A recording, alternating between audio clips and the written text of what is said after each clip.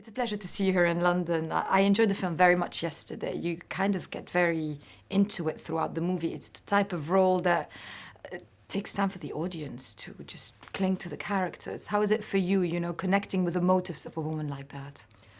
You're going to hate me for doing this. What film are you talking about? Oh, it's true. I'm only here for Revolutionary Road. Okay, great. I just have to be clear. I don't know, especially since you're German too. I never know. Maybe you're talking about the reader.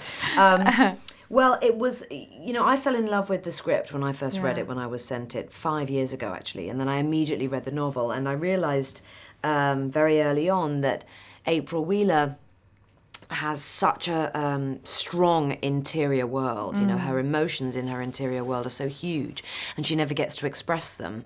And in the book, she's actually quite mannered and quite hysterical, heightened emotionally. And whilst I wanted to recreate some of that, I knew I had to also try and bring it sort of into my body a little bit, because I think when you watch an actor on screen doing all of this kind of stuff all the time, you sort of tune out. That's true. But it was very, very intense, and we had a long rehearsal period, 3-week rehearsal period, where Leo and I and all the other actors worked very closely with Sam and just really discussed everything, explored every possibility about these characters, and it really stood us in good stead for the shoot, because it was tough and we had to keep it alive and keep it spontaneous, and also because it is set in the 50s in an American suburb.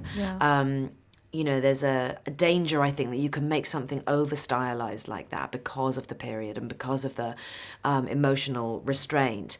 And we needed to let it, fly off the page and be fresh and different and try lots of different things and just do whatever it took in order to tell the story, but also to tell the truth, That's all you can do as an actor. No, it's true. It's a very thought-provoking movie. It also deconstructs a lot of the social cliches that we know about, family and the importance of, following that route versus your own dreams.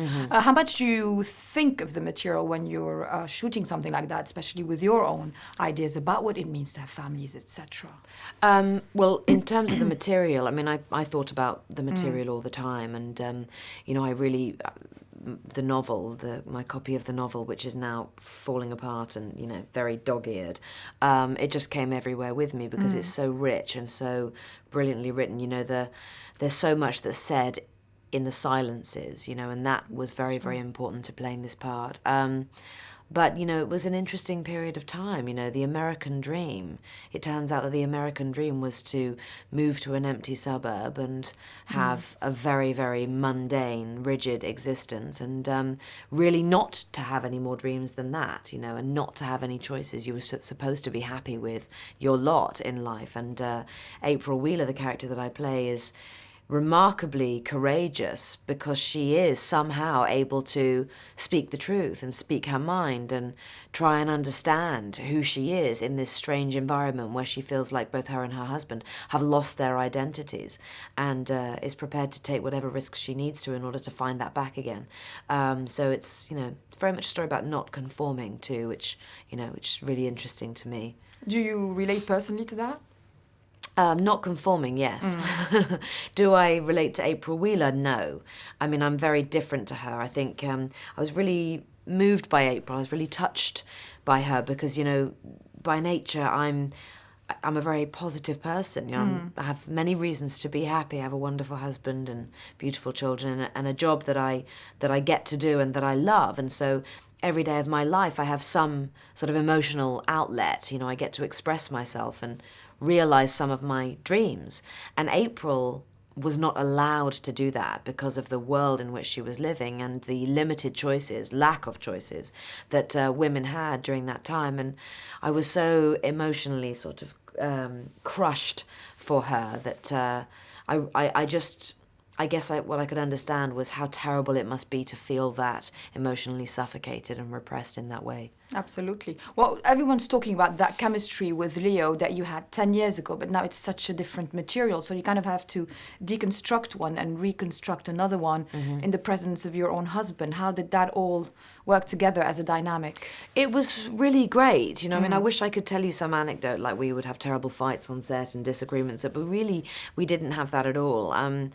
Sam was wonderful because he treated me in the same way that he treated everybody else. I was the actress playing that that part, not his wife. And that was great because it meant that the atmosphere was just very professional and working, and we were all working towards the same end. But working again with Leo was...